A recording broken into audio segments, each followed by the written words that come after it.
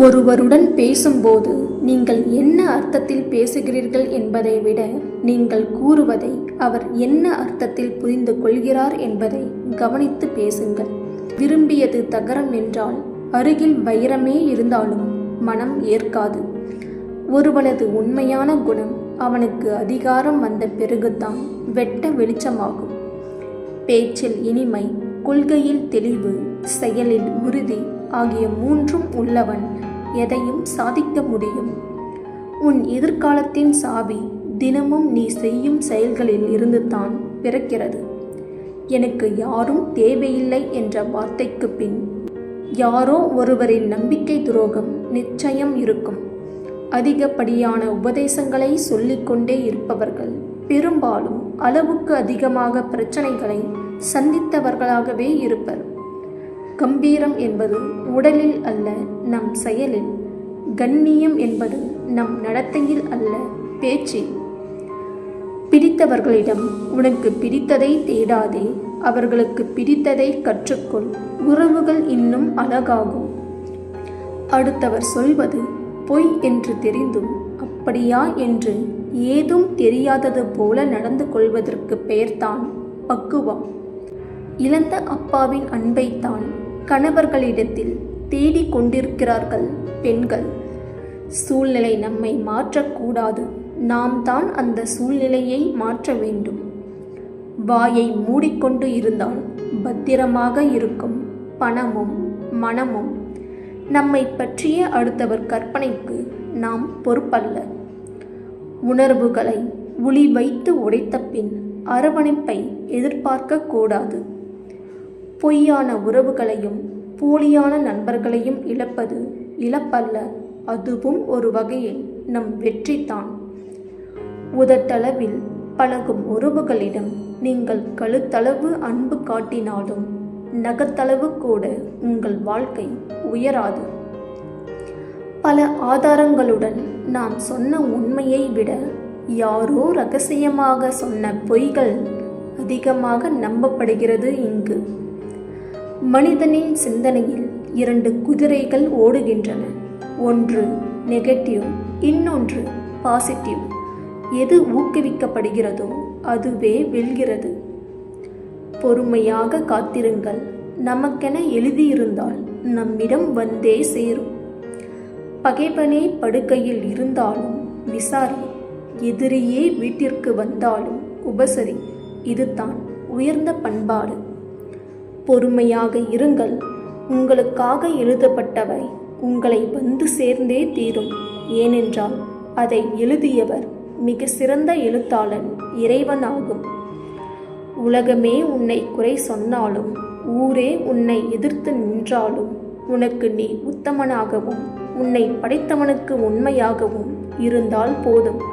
எவனுக்கும் பயந்தும் படிந்தும் போக வேண்டிய அவசியமில்லை.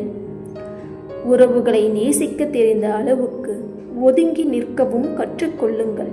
ஏனென்றால் இந்த உலகம் மிகவும் போலியானது.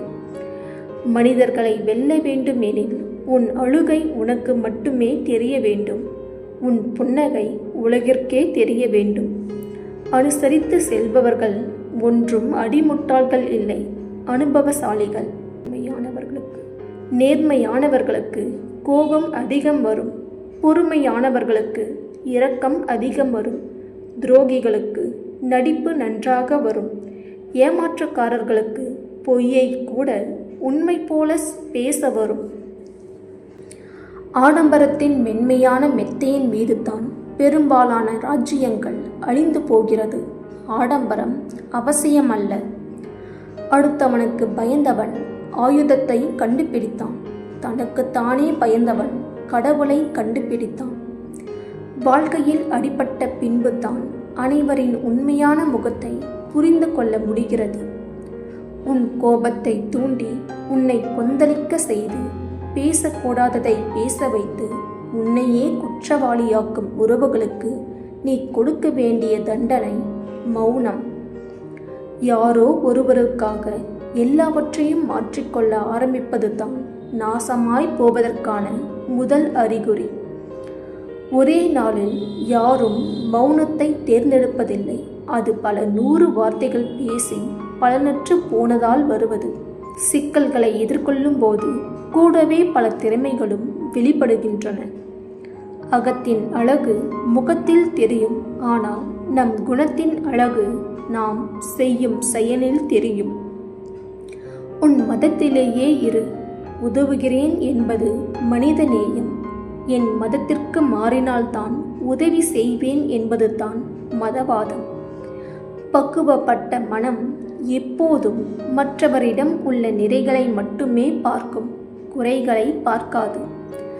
நற்பண்பு இல்லாத அறிவு ஆபத்தானது.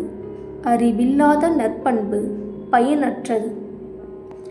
நமக்கு பிடிச்சவங்க கிட்ட உண்மையாக இருக்க வேண்டும் என்பதில் ஜெயித்து விடுகிறோம். ஆனால் அதே உண்மையை அவர்களிடம் எதிர்பார்க்கும் போதுதான் தோற்று விடுகிறோம். நீ யாருக்கு அதிகம் உதவினாயோ அவர்களிடம் கவனமாக இரு.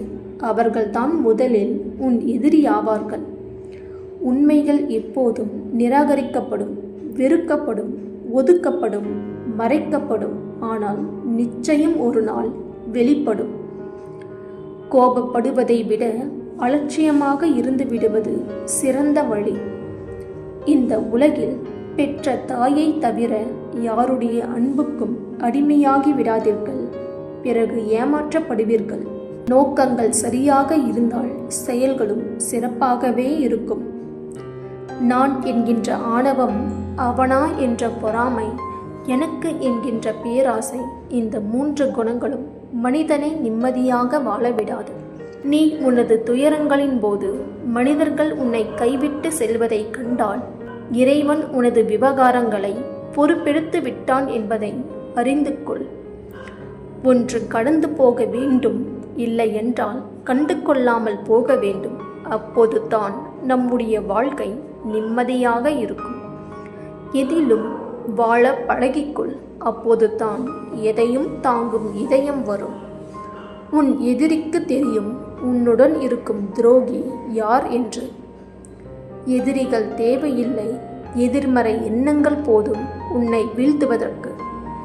மனிதர்கள் நல்ல எண்ணங்களை விரும்புவதில்லை, நல்ல தோற்றத்தை மட்டுமே விரும்புவார்கள்.